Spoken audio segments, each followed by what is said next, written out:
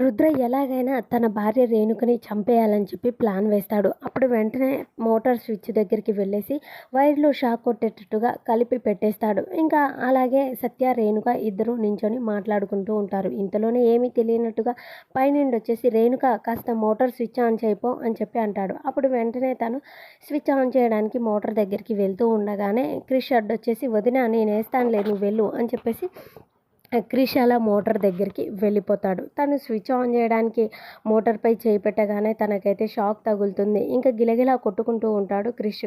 ఏం చేయాలో అర్థం కాదు. రేణుక నిలబడి చూస్తూ ఉంటుంది. ఇంతలోనే సత్య పరిగెత్తుకుంటూ వెళ్ళి ఒక కర్ర తీసుకొని వచ్చి క్రిష్ చేయి మీద గట్టిగా కొట్టి తనని పక్కకు పడేలా చేస్తుంది. ఇంకా తర్వాత క్రిష్ అయితే స్పృహ కోల్పోతాడు.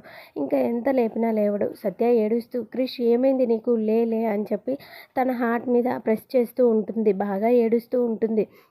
మరి క్రిష్కి అసలు ఏం జరిగింది, తను స్పృహలోకి వస్తాడా, ఏమైంది అనేది మనకి నెక్స్ట్ వీడియోస్లో తెలుస్తుంది ఫ్రెండ్స్. ఈ వీడియో నచ్చితే మాత్రం మన ఛానల్ని ఫాలో అవ్వండి.